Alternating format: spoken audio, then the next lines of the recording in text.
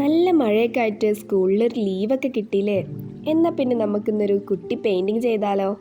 Water colour use ചെയ്തിട്ട് ഞാൻ ഇതുവരെ പെയിൻറ്റിങ്സ് ഒന്നും ചെയ്തിട്ടില്ല കേട്ടോ. അക്രിലിക് യൂസ് ചെയ്തിട്ടും ചെയ്തിട്ടില്ല. ചെറുതായിട്ട് ഡ്രോയിങ്സ് ഒക്കെ ചെയ്യുമെങ്കിലും എനിക്ക് പെയിൻറ്റിങ്ങും അല്ലാതെ അറിയൊന്നുമില്ല കേട്ടോ. അപ്പോൾ ഇന്നെൻ്റെ ഫസ്റ്റ് പെയിൻറ്റിംഗ് ആണ് ഞാൻ ചെയ്യുന്നത്. വലിയൊരു ഐഡിയ ഒന്നും ഇല്ലാത്തതുകൊണ്ട് ആദ്യം ഒരു ഔട്ട്ലൈനായിട്ട് ഒരു ഡ്രോയിങ് ഒക്കെ ചെയ്ത് കൊടുത്തിട്ടുണ്ട്.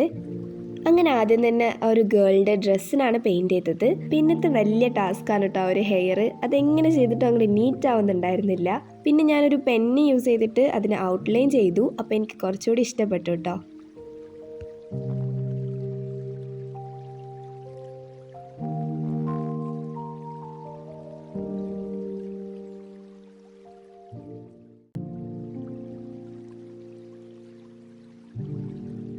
അങ്ങനെ ഒരു വിധത്തിൽ സെറ്റായിട്ടുണ്ട്.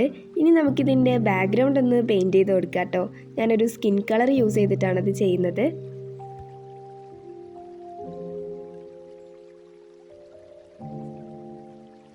പിന്നെ കുറച്ച് ക്യൂട്ട് ആയിക്കോട്ടെ എന്ന് വിചാരിച്ചിട്ട് ഒരു കപ്പൊക്കെ അവിടെ വരച്ചു കൊടുത്തിട്ടുണ്ടായിരുന്നു. അതിനൊരു റെഡ് പെയിൻ്റ് ആണ് കൊടുക്കുന്നത്.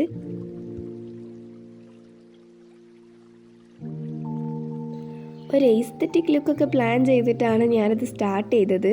പക്ഷേ എൻ്റെ അടുത്ത് അങ്ങനത്തെ ലൈറ്റ് കളേഴ്സ് ഇതിൽ ഇല്ലാത്തതുകൊണ്ടാണ് ഞാൻ പിന്നെ റെഡൊക്കെ കൊടുത്തത് കേട്ടോ. അങ്ങനെ പിന്നെയും ആ ഒരു പെന്ന് യൂസ് ചെയ്തിട്ട് ഞാനതിൻ്റെ ഔട്ട്ലൈനൊക്കെ കൊടുത്തു. പിന്നെ ആ ഒരു കപ്പിൽ ആ ഒരു പുക വരുന്ന എഫക്റ്റ് നമ്മൾ ജസ്റ്റ് വൈറ്റ് കളർ ഇങ്ങനെ മുകളിൽ കൊടുത്തിട്ടേ ഉള്ളൂ കേട്ടോ.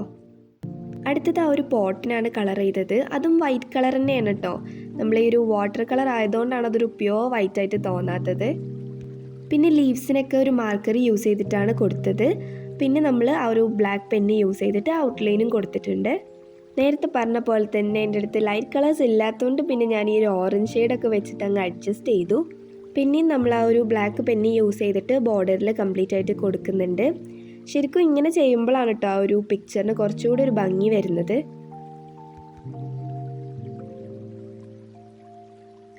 അടുത്തതായിട്ട് ഞാനൊരു ലൈറ്റ് ബ്ലൂ യൂസ് ചെയ്തിട്ട് ആ ഒരു വിൻഡോൻ്റെ ബോർഡറിനാണ് കൊടുക്കുന്നത്.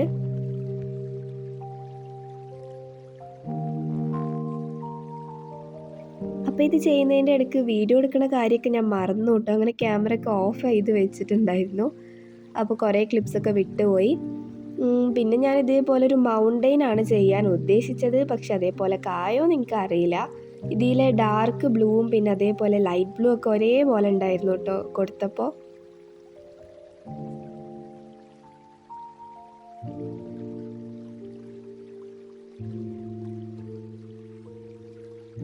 അങ്ങനെ ഒരു വിധത്തിലൊക്കെ സെറ്റ് ചെയ്തിട്ട് പിന്നെ ഞാൻ കുറച്ച് ബ്ലൂവും വൈറ്റും കൂടെ മിക്സ് ചെയ്തിട്ടാണ് മുകളിലും താഴെയും കൂടെ ചെയ്തത്.